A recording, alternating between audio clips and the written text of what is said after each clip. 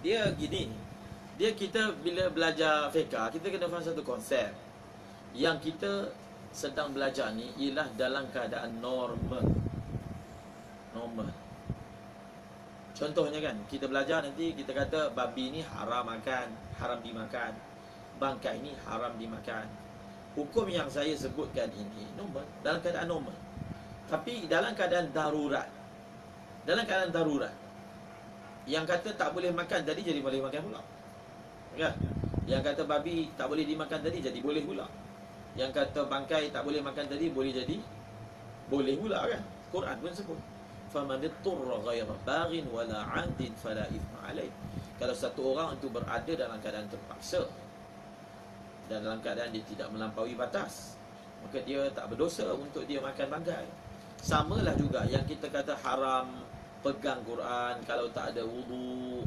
Ini dalam situasi normal. Tapi dalam situasi genting, seperti mana Quran jatuh, dan tak ada siapa yang nak angkat dia, jatuh dalam keadaan dihinakan, faham tak? Sudah tentu pada ketika itu kita boleh angkat Quran. Bukan sekadar boleh, dia boleh jadi wajib pula kita angkat Quran tersebut. Walaupun masa itu kita tengah haid, bukan tak ada wudu. Kita tengah haid tapi tak ada siapa yang boleh mengangkatnya daripada situasi yang berlaku sekarang. Maka pada ketika itu sudah tentu boleh, kan? Yang kita bicara ni dalam keadaan normal, kan? Bila keadaan tak normal, dia akan ubah hukum tu. Daripada tak boleh, boleh jadi boleh. Cuba bayangkan, bangkai yang haram tu boleh makan tu, dia boleh jadi boleh pula. Pada waktu dia panggil darurah.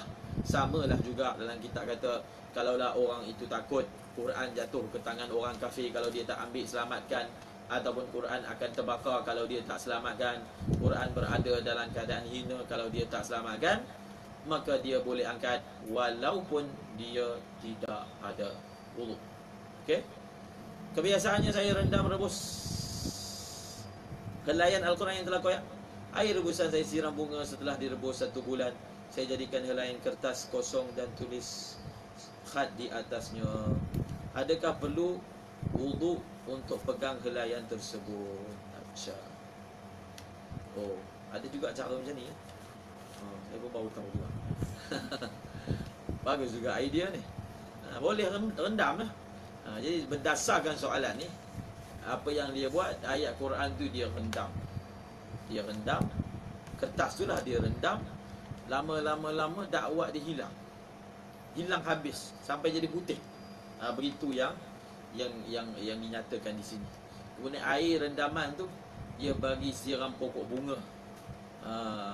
Bagi barakat sikit pokok bunga tu. Dan kertas putih tu dia tulislah benda-benda yang lain. Itu soalan ni. Macam mana?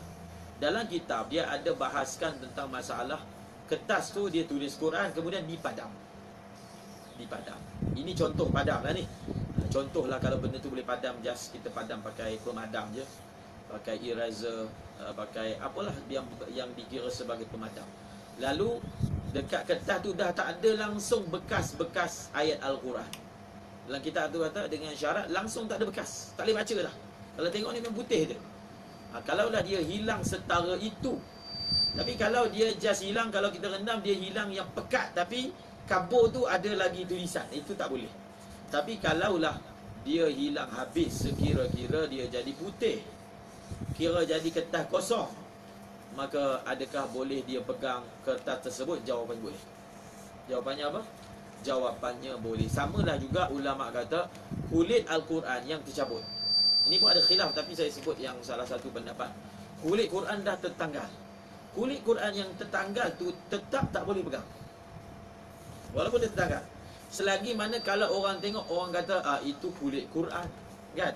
Maknanya dia punya nisbah tu masih orang sandarkan pada Quran.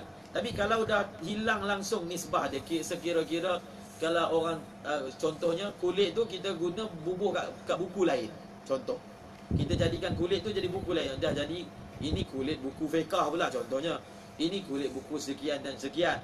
Ataupun dah tertanggal dia punya tulisan tu sehingga orang nampak itu hanya kertas keras sahaja.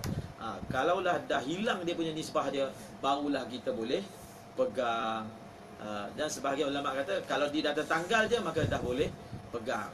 Dia bila dia dah tertanggal, dia bukanlah kulit tu lah.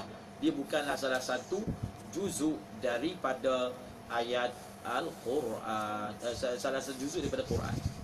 Dia perkara yang berkaitan dengan Quran ni sebenarnya terlalu banyak.